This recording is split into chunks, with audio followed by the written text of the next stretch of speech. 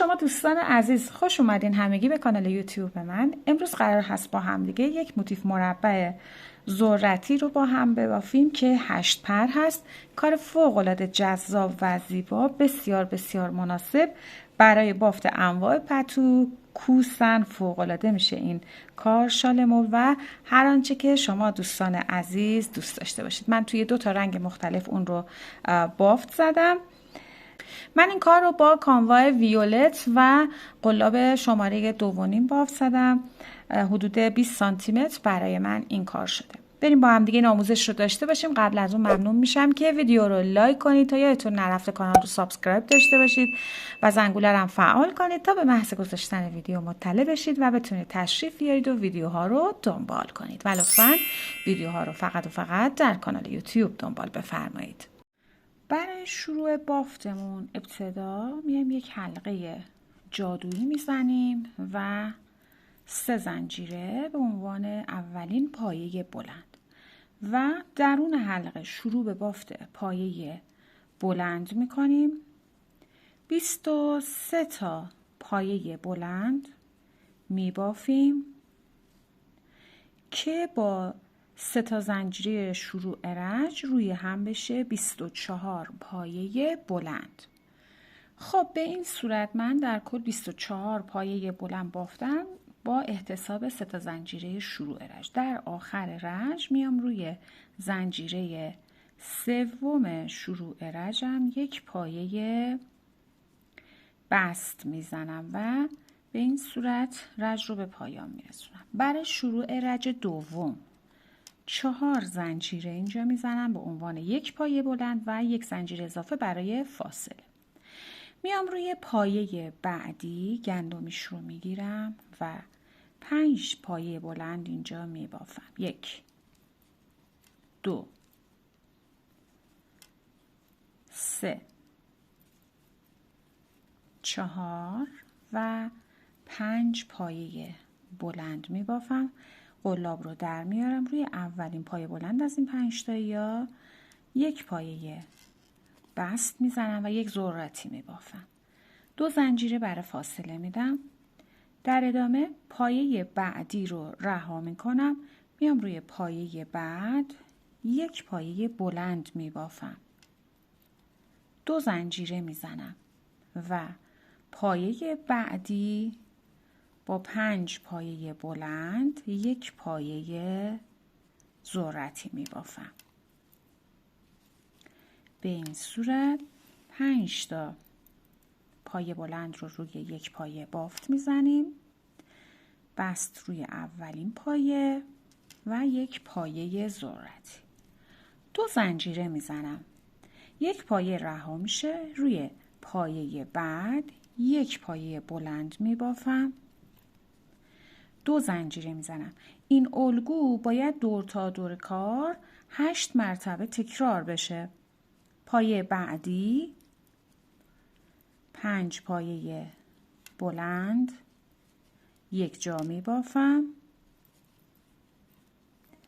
به این صورت و با یک پایه بست اون رو تبدیل میکنم به پایه ذرتی. 2 زنجیره میزنم. یک پایه رها. پایه بعد یک پایه بلند میبافم. 2 زنجیره میزنم و میام روی پایه بعدی یک پایه پفی میبافم و این الگو رو همونطور که گفتم 8 مرتبه تکرار میکنم. خب به این صورت بافت رو که به پایان رسوندیم ببینید 1 2 3 4 5 6 7 8 تا ذرتی باید داشته باشیم. بعد از ذرتی هشتم 2 زنجیره رو میزنیم. میایم روی زنجیره 1 2 3 سوم شروع رج یک پایه بست میزنیم. حالا برای شروع رج سوم همینجا 1 2 3 زنجیره به عنوان یک پایه بلند، یک زنجیره برای فاصله. میام تو فضای 2 زنجیره‌ای بعد از ذرتی با 5 پایه بلند 1 2 3 4 و 5 یک پایه ذرتی میبافم به این صورت.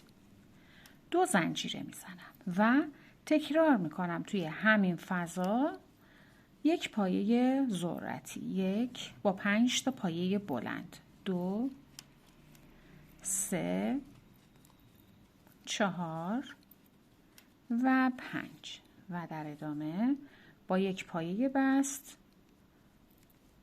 تبدیلش میکنم به پایه ذرتی. حالا 2 زنجیره میزنم و روی پایه بلند رج قبل میام یک گندمیش رو میگیرم، یک پایه بلند هم اینجا میبافم، یک زنجیره میزنم، فضای بعد رو رها میکنم، میام در فضای زنجیره‌ای بعد از ذرتی بعدی یک پایه ذرتی میبافم با 5 پایه بلند. به این صورت یک بست میزنیم و همونطور که گفتم یک پایه ذرتی میبافیم. 2 زنجیره میزنم توی همین فضا با 5 پایه بلند دیگه یک پایه ذرتی دیگه میبافم، 4 و 5. خب به این صورت در ادامه بافت 2 زنجیره روی پایه بلند یک پایه بلند میبافم، یک زنجیره میزنم، فضای بعد رها میشه، میام تو فضای بعد از این ذرتی بافت رو تکرار میکنم. خب به این صورت من رج رو که به پایان رسوندم، ذرتی های آخر رو که بافتیم 2 زنجیره و میایم روی زنجیره سوم از اون 4 تا زنجیره یک پایه بست میزنیم و رج رو به پایان میرسونیم. حالا برای شروع رج 4 1 2 3 زنجیره به عنوان یک پایه بلند، یک زنجیره برای فاصله. میام در فضای 2 زنجیره‌ای بین 2 تا ذرتی یک ذرتی میبافم با 5 پایه بلند تبدیل میشه به ذرتی و 2 زنجیره میزنم. حالا میام در فضای 2 زنجیره‌ای بعد از ذرتی، ببینید قبل از این پایه بلند اینجا یک پایه ذرتی میبافم،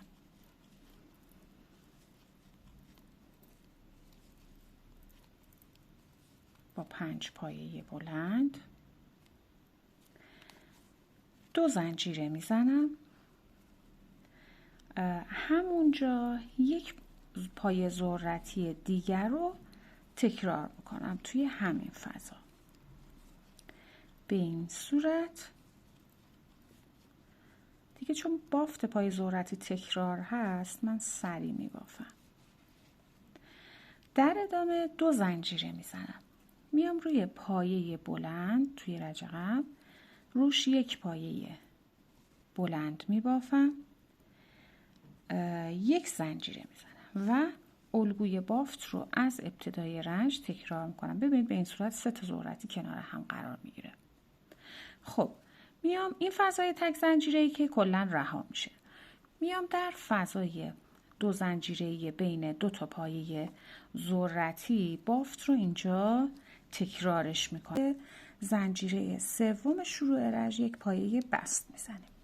برای شروع رج 5 4 تا زنجیره طبق الگو میام در فضای 2 زنجیره‌ای بعد از اولین پایه ذرتی یک پایه ذرتی اینجا میبافیم، 5 تا پایه بلند یک جا میبافیم و با یک بست تبدیل میشه به پایه ذرتی. به این صورت میام 2 زنجیره میزنیم. حالا در فضای 2 زنجیره‌ای بعدی که بین 2 تا ذرتی هست هم یک پایه ذرتی میبافیم، 2 3 4 و 5 پایه بلند یک پایه ذرتی، 2 زنجیره میزنیم. حالا در فضای 2 زنجیره‌ای بعد که میشه قبل از پایه بلند اینجا یک پایه ذرتی میبافیم و توی هر رج هر قسمت ذرتی ها رو ما اضافه میکنیم، یک ذرتی بهش اضافه میشه. 2 زنجیره میزنیم، همونجا تکرار میکنیم، یک پایه ذرتی دیگه میبافیم به این شکل. 2 زنجیره میزنیم. ببینید دوستان اینجا رو 1 2 3 4 تا پایه ذرتی، 2 تا ذرتی که تک تو هر فضا، توی این فضای 2 زنجیره قبل از پایه بلند 1 ذرتی، 2 زنجیره 1 پایه ذرت. در ادامه 2 زنجیره که زدیم روی پایه بلند هم 1 پایه بلند میبافیم، 1 زنجیره میزنیم. این فضای تک زنجیره رها میشه. میام در فضای بعدی. ببینید درست از ابتدای رج بافت رو تکرار میکنیم. خب به این صورت رج رو به پایان رسوندیم و بست زدیم. حالا در ادامه بافت برای شروع رج ششم طبق الگو 4 زنجیره میزنیم و میایم تو فضای 2 زنجیره بعد از اولین ذرتی 1 پایه ذرتی اینجا میبافیم. به این صورت 2 زنجیره میزنیم. در فضای 2 زنجیره بعدی هم بافت رو ادامه میدیم با 5 تا پایه بلند که اون رو تبدیل به 1 پایه ذرتی میکنیم. به این صورت 2 زنجیره. بین 2 تا پایه ذرتی بعد هم 1 پایه ذرتی میبافیم با 5 پایه بلند. دیگه تکرار هست، برای همین من سریع میبافم و رد میشم. میتونید اگه براتون سریع هست سرعت ویدیو رو کم کنید توی تنظیمات بالای صفحه گوشیتون. خب به این صورت حالا 2 زنجیره میزنم. بعد از پایه ذرتی قبل از پایه بلند هم اینجا ابتدا 1 پایه ذرتی میبافم به این صورت. 2 زنجیره میزنم، همونجا تکرار میکنم با 5 پایه بلند 1 پایه ذرتی دیگه میبافم. 4 و 5 1 پایه ذرتی. ببینید پس تعداد پایه ذرتی ها توی این قسمت به 5 پایه ذرتی رسید. خب 2 زنجیره میزنیم، میایم روی پایه بلندی که اینجا داریم 1 پایه بلند میبافیم، 1 زنجیره میزنیم و میایم در فضای بعد از اولین ذرتی درست مثل چیزی که از ابتدای رج بافتیم رو به این صورت تکرار میکنیم. خب بعد از اینکه رج رو به اتصال رسوندیم، ببینید دوستان همونطور که گفتم ما تو هر قسمت 5 تا پایه ذرتی داشتیم. خب حالا میخوایم کار رو تبدیل به موتیف مربع کنیم.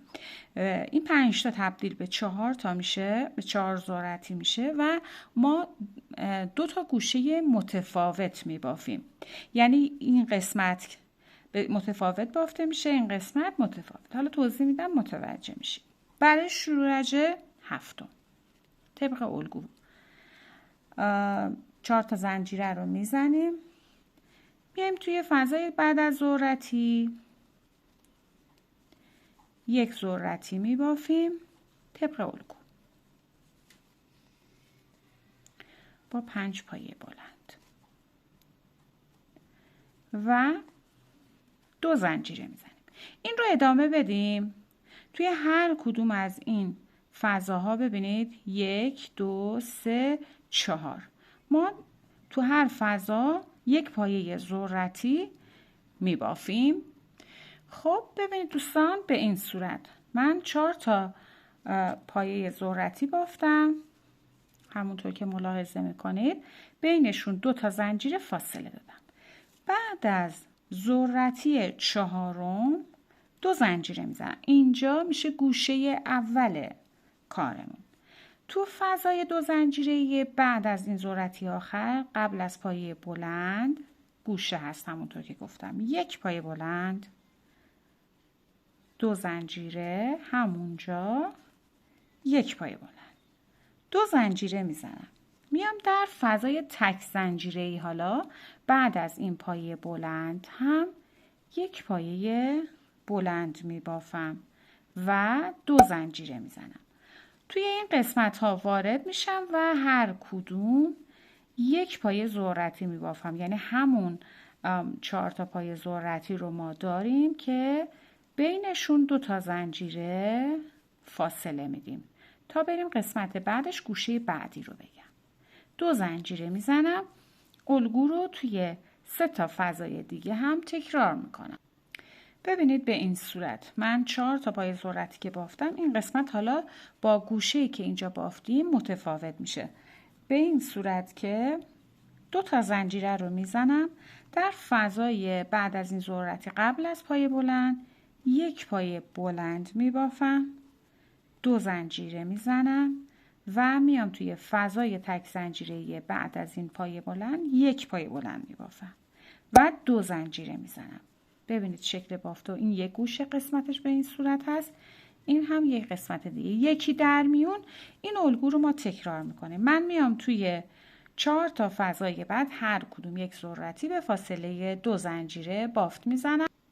ببینید به این صورت 4 تا پای ذرتی به فاصله 2 زنجیره زده شد. 2 زنجیره میزنم در فضای بعد. این گوشه دوم کارمون هست. 1 پایه بلند، 2 زنجیره، همونجا 1 پایه بلند، 2 زنجیره، فضای تک زنجیره بعد 1 پایه بلند، 2 زنجیره و به این صورت این الگو رو ادامه میدم. ببینید دوستان همونطور که گفتم این گوشه اول بافتمون بود که قرار مربع بشه. گوشه دوم بافت. این قسمت هم که وسط ضلع میشه به این صورت بافته میشه. گوشه بعدی رو که ما قرار هست ببافیم درست چیزی که اینجا بافت زده شد اینجا تکرار میکنیم. خب به این صورت اون رو ادامه میدم. خب به این صورت من این قسمت رو هم دوباره ویدیو گرفتم. این میشه وسط ضلعمون. پس میایم اینجا 1 پایه بلند، 2 زنجیره، فضای تک زنجیره بعد هم 1 پایه بلند میبافیم و 2 زنجیره میزنیم و به همین صورت بافت رو ادامه میدیم. 1 گوشه، 2 گوشه. خب به این شکل اون رو کامل میکنیم. خب به آخر رج که رسیدیم، حالا اینجا توی فضای 2 زنجیره‌ای ابتدا این وسط ضلعمون هست. 1 پایه بلند، 2 زنجیره و روی زنجیره سوم شروع رج 1 پایه بست میزنیم. برای شروع رج 8 4 زنجیره میزنیم و میایم توی اینجا هم میتونید اینجا 4 تا زنجیره بزنید، هم میتونید با بست وارد فضای تک زنجیره‌ای بشید و بعد 4 زنجیره بزنید. ما اینجا باید 3 تا پایه ذرتی ببافیم. در فضای بعدی 1 پایه ذرتی میبافیم با 5 پایه بلند. 2 زنجیره میزنیم برای فاصله. میام توی 2 تا فضای بعد هم هر کدوم 1 ذرتی به فاصله 2 زنجیره میبافم. به این صورت پس شد 3 تا پایه ذرتی که بینشون 2 تا زنجیره فاصله داره. حالا بعد از ذرتی سوم میام 2 زنجیره میزنم. حالا اینجا بافت گوشه هست. در فضای 2 زنجیره‌ای بعد از این ذرتی 1 پایه بلند میبافم، 2 زنجیره میزنم. در فضای گوشه اینجا بین 2 تا پایه بلند تا یک پایه بلند، 2 زنجیره و همونجا یک پایه بلند میبافم، 2 زنجیره میزنم. در فضای بعدی یک پایه بلند، 2 زنجیره، فضای تک زنجیره بعد هم یک پایه بلند میبافم، 1 زنجیره. خب این گوشه بافت هست که به این صورت تکرار میشه و در ادامه میام توی 3 تا فضای بعد هر کدوم یک ذرتی به فاصله 2 زنجیره میبافم. به این صورت دوستان 3 تا ذرتی که بافته شد 2 زنجیره میزنم. حالا قسمت بعدی بافتمون که رسیدیم اینجا میایم توی اولین فضای 2 زنجیره بعد از ذرتی یک پایه بلند، 2 زنجیره، فضای بعدی یک پایه بلند، 2 زنجیره، فضای بعدی یک پایه بلند، 1 زنجیره و 3 تا پایه ذرتی میبافم. خب اینجا با فاصله 2 زنجیره به قسمت گوشه که رسیدم درست بافتی رو که اینجا رفتیم تکرار میکنم، یکی در میون ذرتی ها رو که بافتم، این قسمت هم که رسیدیم درست بافتی رو که اینجا داشتیم میایم تکرار میکنیم و کاملش میکنیم. به آخر رج که رسیدیم میام توی فضای بعد از ذرتی یک پایه بلند، 2 زنجیره، در فضای بعدی هم یک پایه بلند، 2 زنجیره و روی زنجیره سوم شروع رج یک پایه بست میزنیم. ببینید دوستان به این صورت کار ما تبدیل به یک مربع شده. این 2 تا گوشه کار هست، این هم 2 تا گوشه کار این قسمت. خب برای شروع رج 9 با بست وارد فضای تک زنجیره میشم، 4 زنجیره میزنم.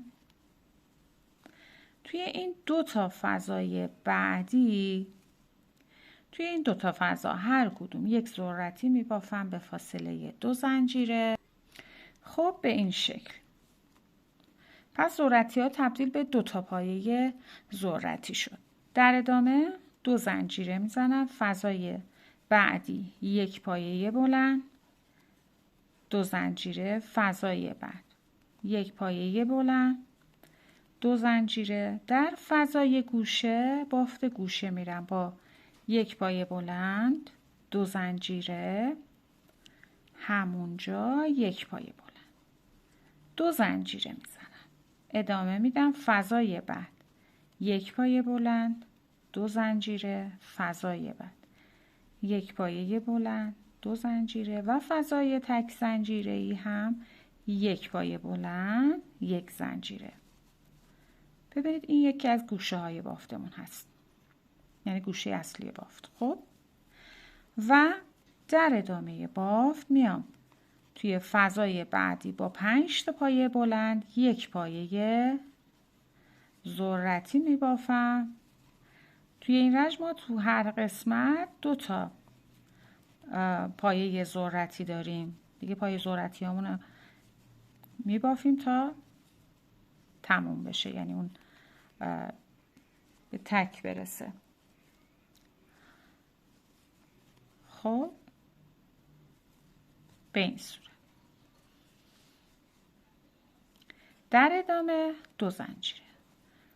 خب فضای قسمت بعدی، فضای بعد یک پایه بلند، 2 زنجیره،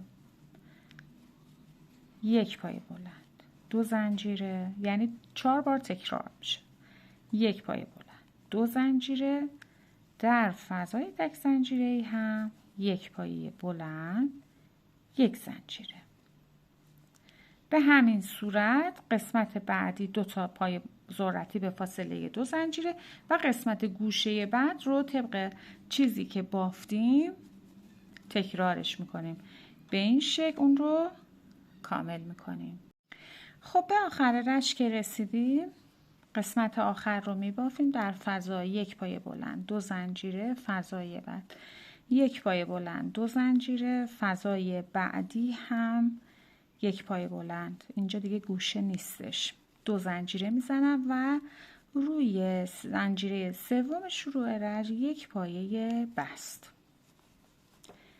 ببینید دوستان شکل بافت رو، این دوتا میشه گوشه بافتمون هست و همچنین این قسمت. همینطور که ملاحظه میکنید کارمون تبدیل به مربع شده. حالا برای شروع رج 10 با بست درون همین فضا میشم، طبق الگو 4 زنجیره میزنم، تو فضای بین دوتا ذرتی 1 پایه ذرتی میبافم. اینجا پایه ذرتی هامون یه دونه پایه فقط میشه، 1 پایه ذرتی و بست روی اولین پایه بلند 2 زنجیره. حالا میام قسمت گوشه رو کامل کنیم. فضای بعدی 1 پایه بلند 2 زنجیره، فضای بعد 1 پایه بلند 2 زنجیره، فضای بعد 1 پایه بلند 2 زنجیره. به فضای گوشه که رسیدم، بافت گوشه 1 پایه بلند 2 زنجیره، همونجا 1 پایه بلند 2 زنجیره میزنم، فضای بعد 1 پایه بلند 2 زنجیره، فضای بعد 1 پایه بلند 2 زنجیره، فضای بعد 1 پایه بلند 2 زنجیره و فضای تک زنجیره 1 پایه بلند 1 زنجیره. ببینید قسمت به این شکل در میاد. حالا بافت رو ادامه میدیم. فضای بعدی 1 پایه ذرتی بافته میشه با 5 پایه بلند. به این صورت 2 زنجیره قسمت بعدی رو میایم پر میکنیم. تو هر فضا 1 پایه بلند میبافیم به فاصله 2 زنجیره. به این شکل در فضای تک زنجیره‌ای هم 1 پایه بلند 1 زنجیره و الگو از ابتدای رج تکرار. ببینید این هم که این قسمت بافتمون هست. خب دور تا دور کامل میکنیم. خب به این صورت من رج رو به پایان رسوندم. در واقع بافت موتیف به پایان رسیده. حالا من میخوام یک رج رو ساده بافی برم برای حاشیه دوره باف. شما حالا هر اندازه‌ای که دوست داشتید میتونید اون رو ادامه بدید یا به هر روشی که دوست داشتید. 1 زنجیره میزنم روی همین پایه، میام 1 پایه کوتاه میبافم و در فضای تک زنجیره‌ای 1 پایه کوتاه روی پایه ذرتی 1 پایه کوتاه میبافم. در فضای 2 زنجیره‌ای 2 پایه کوتاه، فضای بعد میتونیم روی خود پایه هم 1 پایه ببافیم. 1 پایه کوتاه در فضا 2 پایه، روی پایه 1 پایه، در فضا 2 پایه، روی پایه 1 پایه. ادامه میدم در فضای 2 زنجیره‌ای 2 پایه کوتاه. حالا میرسیم به گوشه بافت. اینجا روی پایه ابتدا 1 پایه کوتاه، در فضای گوشه 1 کوتاه 2 زنجیره، همونجا 1 پایه کوتاه میبافم. روی پایه 1 پایه کوتاه. ادامه میدیم این الگو رو. در فضای 2 زنجیره‌ای 2 پایه کوتاه، روی پایه 1 کوتاه و به همین صورت. همونطور که گفتم شما میتونید هر مدل حاشیه‌ای که دوست داشتید بهش بدید تا بزرگتر بشه کارتون، یا اینکه همین مثل من با پایه کوتاه ببافید و بعد به تعداد ببافید و اتصال بدید. در فضای تک زنجیره 1 کوتاه روی ذرتی 1 کوتاه. در این قسمت هم که رسیدیم به همین صورت در همه فضاهای 2 زنجیره 1 کوتاه روی پایه 1 پایه کوتاه به تعداد ببافید و اون رو تبدیل به پتو، شال مبل، کوسن کارهای بسیار زیبایی رو باهاش خلق کنید به این شکل. چیز خاص دیگه ای نداره، موتیف زیبا و جذابی هست. بله به این صورت. به قسمت بعدی هم که رسیدیم تکرار میکنیم چیزی رو که تا به اینجا بافت زدیم. ببینید دوستان به این شکل در میاد کار. اون رو ادامه میدیم و کاملش میکنیم. خب عزیزان، این هم از پایان آموزش موتیف مربع ذرتیمون. کار بسیار جذاب و زیبا و در این حال بسیار راحت و روون اون رو بافت زدیم. مرسی که تا این لحظه با من همراه بودید. لایک یادتون نره تا یه آموزش دیگه. خدا نگهدارتون.